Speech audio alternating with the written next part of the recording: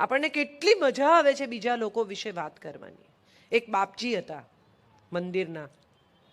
ગામમાં એક છોકરો બિચારો ગુજરી ગયો એટલે એના પિતા પાસે ગયા બાપજીને. છોકરાનો બાપ છાતી ફાટ રડે બિચારો. એટલે બાપજીએ કહ્યું કે જો બેટા, આ તો જગતનો નિયમ છે, જે આવ્યા તે જવાના. આ તો બધું આમ જ હોય. આ દુનિયા છે જ્યાં મૃત્યુ નથી થયું બેટા. તારે સહન કરવું રહ્યું, તારે આમ કરવું રહ્યું. પેલા માણસને શાતા વળી જરા એને સારું લાગ્યું. થોડા દિવસ પછી મંદિરના ઓટલે બેસીને બાપજી છાતી ફાટ રડે.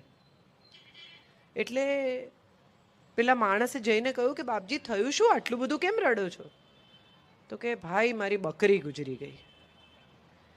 એટલે પેલાએ કહ્યું કે જી થોડા દિવસ પહેલા તો તમે મને કહેતા હતા મૃત્યુ છે, આવ્યા એ જવાના છે, આ ઘર દુનિયામાં કયું ઘર એવું છે જેમાં મૃત્યુ નથી થયું? તો એ બધું તો કે બેટા એમાં એવું છે કે દીકરો તારો હતો, બકરી મારી છે. પડોશીની દીકરી ભાગી જાય તો આપણને કેટલી મજા પડે, ખબર છે ને? ભાગી ગઈ. આપણે બધા જ પ્રેમ સાથે જોડાયેલી દરેક બાબતોને નકારતા શીખી ગયા છીએ.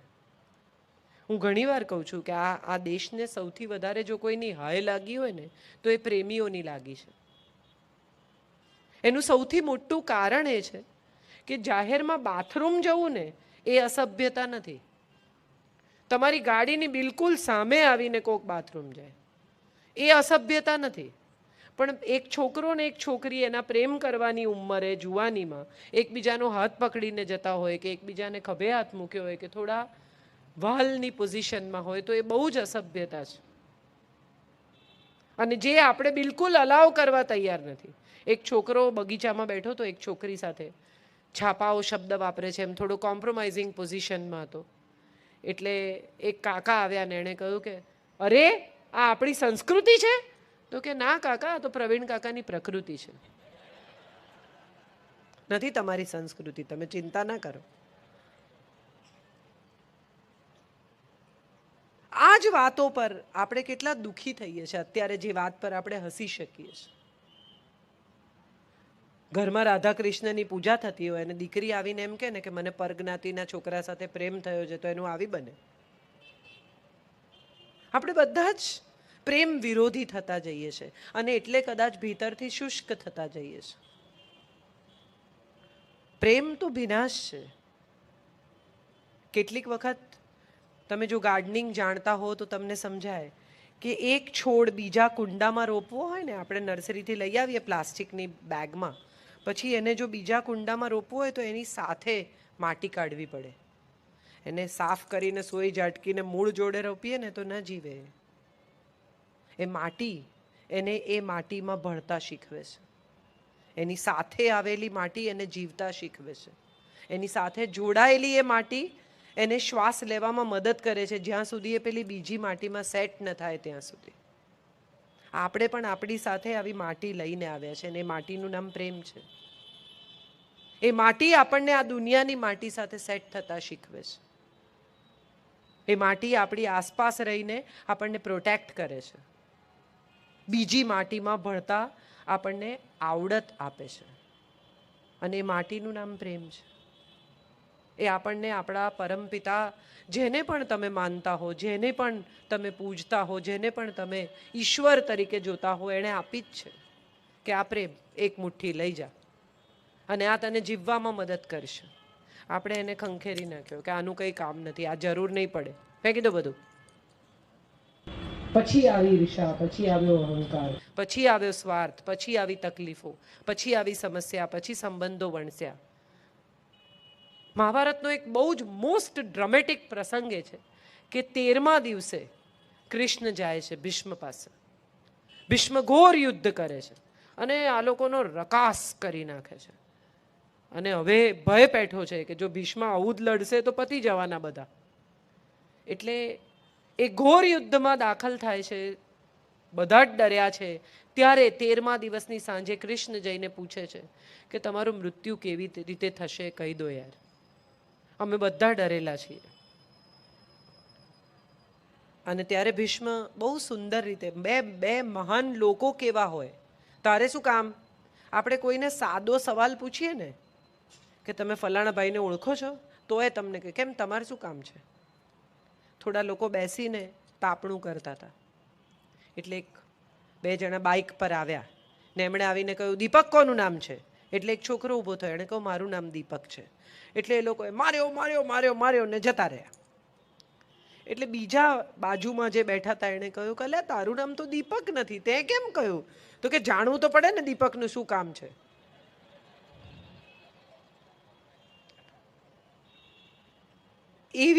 એવો સવાલ કે તમારું મૃત્યુ કઈ રીતે થશે, એવા સીધા સવાલના જવાબમાં ભીષ્મ કહે છે કે હું શિખંડી સામે નહીં લડું, જાઓ હવે તમારે જે કરવું હોય તે કરો. જો સીધું એમ કે મારું મૃત્યુ આમ થશે તો એ હસ્તિનાપુરના સિંહાસન સાથે દગો છે. એની જવાબદારી છે કે હસ્તિનાપુરના સિંહાસનની રક્ષા કરવી. એટલે એ પઝલમાં જવાબ આપે છે કે હું શિખંડી સામે નહીં લડું. અને ત્યારે જતા જતા કૃષ્ણ એને કહે છે કે યુદ્ધેન બિદ્ધિમ નિવર્તય, યુદ્ધમાંથી બુદ્ધિ ખેંચી લો. અને ત્યારે ભીષ્મ એને પૂછે છે કે બુદ્ધિ કેમ, હૃદય કેમ નહીં? અને ત્યારે કૃષ્ણ જવાબ આપે છે કે જ્યાં હૃદય હોય ત્યાં તો યુદ્ધો થતા જ નથી. યુદ્ધનું કારણ જ બુદ્ધિ છે. દલીલો, સામેની વ્યક્તિનો વિરોધ, આપણે ભૂલી જઈએ છીએ કે આપણે એના વિચારનો વિરોધ કરીએ છીએ, આપણે વ્યક્તિનો વિરોધ નથી કરતા. સમય એવો આવી જાય છે કે વિચારનો વિરોધ કરતા કરતા વ્યક્તિનો વિરોધ કરવા માંડીએ છીએ. આપણને ખ્યાલ જ નથી રહેતો કે વિરોધ તો વિચારનો કરવા નીકળેલા. I don't agree with you, which is allowed, which is so intelligent actually. But when you deny a persons thought, in order to denying that thought, you deny the person. અને એમાં હું માનું છું પ્રેમ ખતમ થઈ જાય છે. માતા પિતા વચ્ચે, સંતાનો અને માતા પિતા વચ્ચે, પડોશીઓ વચ્ચે, મિત્રો વચ્ચે. બે લોકો જુદું વિચારે એ તો બહુ સ્વાભાવિક છે. જોડિયા ભાઈ બહેન સરખા નથી હોતા તો 25 વર્ષ જુદા ઘરોમાં રહેલી બે વ્યક્તિઓ કેવી રીતે સરખી હોય? ન જ હોય. પણ એ જુદાપણું એ એમને ભેગા રાખવાનું કારણ છે. બે અપૂર્ણ લોકો એક પૂર્ણ સંબંધની રચના કરે છે. આપણે તો સંબંધને પરફેક્ટ બનાવવા નીકળ્યા છીએ. સુધાર કેમ્પ એ લગ્ન છે. સામેની વ્યક્તિને સુધારીને એવી બનાવી દેવી કે પછી આંખ ઊંચી કરવાની હિંમત ના કરે બંને પક્ષે. શરૂમાં પરણે ત્યારે પતિ પત્નીને કહે કે તું આ ભડકા કલર બધા પહેરે છે ને સારી નથી લાગતી, આ તારા લગ્નના જે બધી સાડીઓ આપી છે ને તું જો તો ખરી, ફૂલવાળી બધી સરખી સાડીઓ લઈ આવો. પત્ની કહે કે આ રકાબીમાં ચા ના પીઓ સબડ કરીને, સહેજે સારા નથી લાગતા. પછી પતિ સામે એક નવું તીર આપે કે હાથથી દાળ ભાત ના ખા, અડધા હાથ ગંદા થઈ જાય છે. તો પત્ની સામે એક નવી વાત કરે કે હવે ખબર છે તમારા મોજામાંથી કેટલી વાસ આવે છે. આ એકબીજાને શીખવતા 5 વર્ષ પછી પહેલી ફરિયાદ શું કરે ખબર છે? તમે બહુ બદલાઈ ગયા, તમે આવા નહોતા. તે નહોતા જ, તમે બદલ્યા એટલે બદલાયા.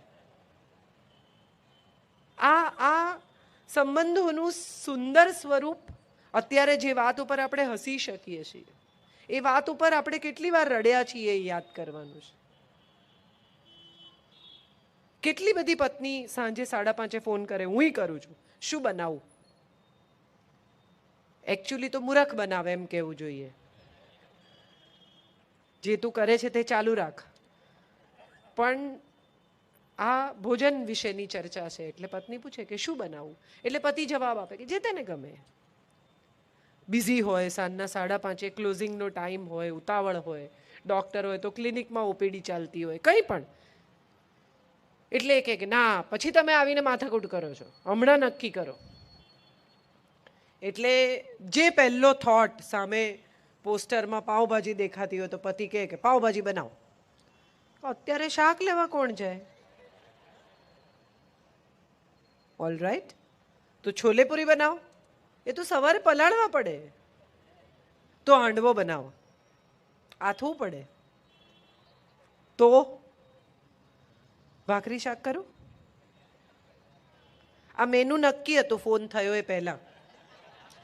ખાલી ટનલમાંથી પસાર કરીને પેલે છેડે પ્રકાશ છે એટલું જ બતાવવાનું હતું. મજાની વાત એ છે કે આ સંવાદ રોજ થાય, એનો રોજ કંટાળો આવે, અને છતાં એક દિવસ 5:30 ફોન ન આવે ને તો મિસ થાય. આ પ્રેમ છે. માણસ મોબાઈલ નંબર થઈ જાય ને ત્યાં સુધી આપણે એને ફોન નથી કરતા, અને પછી એ મોબાઈલ નંબર આપણા ફોનમાં સ્ટોર રહી જાય. મારા ફોનમાં એવા કેટલા લોકોના નંબર સ્ટોર છે, સુરેશ દલાલનો, રમેશ પારેખનો.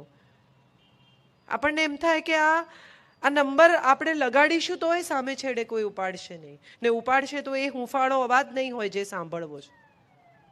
કેટલી બધી પત્નીઓ ફોન પાકીટમાં રાખે, પાકીટ મોટી પર્સમાં રાખે ને મોટી પર્સ કબાટમાં રાખે, અને પછી ફોન આવે ત્યારે પતિ કહે કે ફોન ઉપાડ યાર, આ બધા ડબલા બબલા ફેંકી દે, તું ધીમેથી બોલો, આવી રીતે વાત નહીં કરવાની. સંવાદ શરૂ ક્યાં થયેલો? કાળજીમાંથી, ચિંતામાંથી. ફોન ન ઉપડ્યો તો શું થયું હશે? એને બદલે ક્યાં પહોંચી ગયો?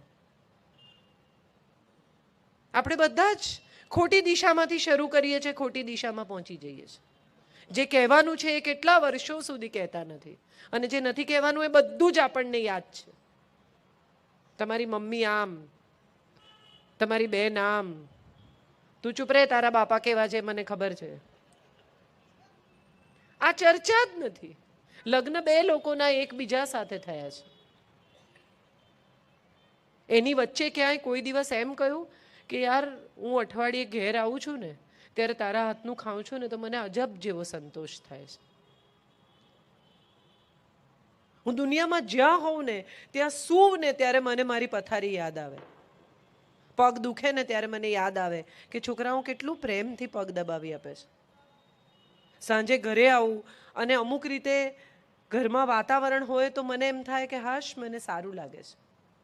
પત્ની કોઈ દિવસ એવું નથી કહેતી કે આ 6 એસી તમે જે ઘરમાં નંખાવ્યા છે તમે વાપરતા નથી. હું રોજ તમારો આભાર માનું છું, આ એસી માટે, આ ટેલિવિઝન માટે, આ ગાડી માટે, આ સ્પાઉસ કાર્ડ માટે, આ ઢગલાબંધ કપડાં માટે, આ દાગીના માટે. શું નથી મળ્યું એનું લિસ્ટ કેટલું લાંબુ છે આપણું પ્રેમમાં. એમણે કોઈ દિવસ આઈ લવ યુ નથી કહ્યું, આ આપણને યાદ છે.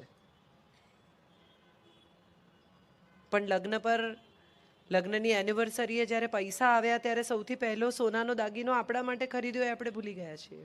એ આઈ લવ યુ નથી. શબ્દોમાં કહેવાયેલી જ વાતો આપણને કેમ સમજાય છે એ સવાલ આપણે આપણી જાતને પૂછવો રહ્યો. આપણે એટલા બધા બુઠ્ઠા થઈ ગયા છે કે સંવેદના આપણા સુધી આવતી જ નથી, શબ્દ જ આવે છે. લાગણીના સંબંધોમાં સામાન્યતઃ આપણે બહુ ગુફઅપ કરતા થઈ ગયા છે, અને માટે કદાચ આજે વેલેન્ટાઇન ડેના દિવસે આ વિષય મેં પસંદ કર્યો કે મારે ફક્ત એટલું જ કહેવું છે કે જે છે આસપાસ છે, એ માતા પિતા છે, પતિ પત્ની છે, મિત્રો છે, પડોશી છે, સગા છે. ઘણીવાર એવું હોય કે વાલા હોય સગા ના હોય ને સગા હોય વાલા ના હોય, બને એવું. પણ એમને એમના ડ્યુ સ્નેહ, એમના ડ્યુ શબ્દો, એમના ડ્યુ વાલ મળી જવા જોઈએ. એમના ગુજરી ગયા પછી એમનું અસ્તિત્વ નહીં હોય ત્યારે આપણે તકતી મુકાવીશું, દાન કરીશું, એમને માટે કંઈ પણ કરીશું, એ એમના સુધી નહીં પહોંચે. આજે કદાચ ઘરે આવીને 10 મિનિટ જો મમ્મી પાસે કે પપ્પા પાસે બેસીને એમ કહીએ કે આજનો દિવસ આવો રહ્યો, એમને કંઈ રસ નથી, છતાં એમને સારું લાગે છે. એમ ચલો સરસ. અને આપણા સંતાનો આપણને કરતા જોશે તો કદાચ આવનારા વર્ષોમાં આપણી સાથે પણ એ બેસીને સાંજ ગાળશે. પ્રેમ એ માત્ર બે લોકો વચ્ચે, બે શરીરો વચ્ચે, બે માનસિકતાઓ વચ્ચે, બે જાતિઓ વચ્ચે થતો પ્રેમ નથી. બહુ વ્યાપ્ત છે. હમણાં અહીંયા હવામાં પણ પ્રેમ છે. આપણે ઘડી ઘડી શ્વાસમાં પ્રેમ લઈએ છીએ અને ઉશ્વાસમાં પ્રેમ કાઢીએ છીએ. પ્રણય એટલે એક સ્ત્રી અને પુરુષ વચ્ચેનો સંબંધ, અને પરિણય એટલે બે પરિવારો વચ્ચેનો સંબંધ. સ્વયંથી આખા વિશ્વ સુધી વિસ્તરવાની પ્રક્રિયા એટલે પ્રેમ. અને હું માનું છું કે આજે આપણે બધા વેલેન્ટાઇન ડેના દિવસે લાલ કપડાં પહેરીએ એ તો બરાબર છે, લાલ ગુલાબ આપીએ એ પણ બરાબર છે, લાલ ટેડી આપીએ ત્યાં સુધી પણ ચાલે, પણ મન લાલ રંગે રંગાવવું જોઈએ. અને એને માટે ઉંમરની કોઈ જરૂરિયાત નથી, કોઈ બાધ નથી. એક બહુ સરસ એડ આવે છે, એક કાકા એક કાકી પાસે જઈને એને હીરો આપે છે અને કહે છે હેપી વેલેન્ટાઇન. એટલે કાકીને તો આંખથી દેખાતું નથી, ધ્યાનથી જુએ છે ને કે અબ इस उम्र में हीरा पहन के मैं कहाँ जाऊंगी. અને કાકા એને કહે છે હીરે કો તુમારી ઉંમર કા ક્યાં પતા. કેડબરીઝની એક એડ આવે છે હમણાં, એક સાસુ વહુ ઊભા છે, પેલી ખભો ઢાંકે છે અને પછી મમ્મીને ચોકલેટનો પીસ આપે છે. આ બદલાતા સંબંધોની કથા છે, આ બદલાતા વાલની કથા છે, આ બદલાઈ રહેલા પ્રેમની કથા છે. અને હું માનું છું કે આપણે બધાએ આ બદલાતા પ્રેમ સાથે બદલાવું એ સાચો વેલેન્ટાઇન છે. આઈ લવ યુ કહેવાથી જો વેલેન્ટાઇન પૂરો થતો હોત તો આપણે યાદ રાખવું જોઈએ કે એમાં આઈ પહેલાં છે ને એ પણ કેપિટલ જ છે. I love you is more important, it's not you who is important. એ સ્થિતિમાં જ્યાં સુધી સંબંધો રહેશે ત્યાં સુધી કદાચ ફેર નહીં પડે. અને આપણે બધા જ એક એવી વિચિત્ર મનોદશામાં છીએ કે આઈ લવ યુ કહીએ ત્યાં સુધી વાંધો નથી, પણ તરત પાછળ સવાલ છે ડુ યુ લવ મી. અને જો આઈ લવ યુનો જવાબ હા આઈ ડુ લવ યુ ન આવે તો આઈ લવ યુ કહેવાનું ક્યારે બંધ થઈ જાય એ આપણને ખબર પણ નથી પડતી. એટલે ડુ યુ લવ મીનો જવાબ હા આવે તો જ આઈ લવ યુ કન્ટિન્યુ છે, બાકી આઈ લવ યુ કે રદ બાતલ સમજવું. આવી મનસ્થિતિમાં જ્યાં આપણે બધા ઊભા છીએ ત્યાં હું માનું છું પ્રેમ શ્વાસમાં, વિશ્વાસમાં, સ્વયંમાં હોવો જોઈએ. એ સિવાય પ્રેમનું કોઈ અસ્તિત્વ નથી, એની કોઈ જગ્યા નથી, એને રાખવાનું કોઈ કબાટ નથી હૃદય સિવાય. Thank you so much. બહુ આભારી છું તમારા સૌની કે આજના દિવસે તમે મને આટલો સમય આપ્યો. અમને પણ સારા શ્રોતાની તલાશ હોય છે. ઘણીવાર એવું થાય કે અમે બોલતા હોઈએ ને કોક મોબાઈલ રમતું હોય ને કોકનું ધ્યાન ના હોય ને 2 જણા ઊંઘી ગયા હોય ને 3 જણા ઝઘડો કરતા હોય ને એને બદલે આટલું ડિસિપ્લિન્ડ, શાંત, થોડું ઓછું હસતું, વાંધો નહીં, પણ જરા વધુ ગંભીર એવું ઓડિયન્સ અમને પણ મળે તો અમને પણ મજા જ આવતી હોય છે. આપણી વાત સામેની વ્યક્તિ સુધી પહોંચે છે એનો જે આનંદ છે ને એ કદાચ વિશ્વના બીજા કોઈ આનંદ સાથે જોડી શકાય એમ નથી. એક બહુ સરસ મુકુલ ચોકસીનો શેર છે, કિસ્સો કેવો સરસ મજાનો છે. 2 જણ સુખી થયાનું છે. આ 2 જણ પતિ પત્ની જ હોય એવું જરૂરી નથી, મા બાપ પણ હોય, સંતાનો અને મા બાપ પણ હોય, 2 પડોશીઓ પણ. કિસ્સો કેવો સરસ મજાનો છે, 2 જણ સુખી થયાનો છે. પલ્લુ તારી તરફ નમ્યાનો તને, મને આનંદ ઊંચે ગયાનો છે. જે આપે છે એ હંમેશા ઉપર જાય છે અને જે આપી શકે છે એ જ હું માનું છું મેળવવાને હકદાર બને છે. આપણે બધા જ જે વિશ્વમાં ઊભા છીએ ત્યાં આપતા અચકાવા માંડ્યા છીએ. કેમ આ આપણને ફોન કરતા હશે? એને શું કામ હશે? આટલા સારા કેમ હશે? આવું કોઈ હોય? કંઈક તો આવશે, જોજો સમય સાથે. એમનેમ કોઈ સારું ન હોઈ શકે એવા વિશ્વમાં પ્રવેશી ગયા છીએ. શ્રદ્ધા નામના શબ્દ સાથે આપણે કોઈ લેવા દેવા જ નથી. બહાર ઉભેલો ભિખારી ને અંદર ઉભેલા ભિખારીમાં ખાલી અમાઉન્ટનો ફેર છે, બાકી કોઈ ફેર નથી. એણે જ આપેલું ઘી, એણે જ આપેલા ફૂલ, એણે જ આપેલા નારિયેળ એને ચડાવીને આપણે એની પાસેથી કંઈ માંગીએ છીએ ને એ બી હસે છે. સુરેશ કાકાને મેં યાદ કર્યા એક પ્રસંગ બહુ સુંદર. અમે 2 જણા ટેક્સીમાં જતા હતા અને એક ભિખારી સિગ્નલ પર ભીખ માંગવા આવ્યા. સુરેશ કાકા, મેં કાચ ચડાવી દીધો. પછી આગળ ગયા એટલે મેં સુરેશ કાકાને કહ્યું, મેં કીધું આ તેજપાલમાં જે લક્ષ્મીનારાયણનું સ્વરૂપ છે ને મને બહુ ગમે છે. હું ત્યાં જઈને ઊભી રહું ને તો મને એવી ફિલિંગ આવે કે અંતર્યામી છે, મારે શું જોઈએ છે એને ખબર જ પડી જાય એવી મને ફિલિંગ આવે છે. એટલે સુરેશ કાકા હસીને મને કહે છે આજે એ પણ કાચ ચડાવી દેવાનો છે.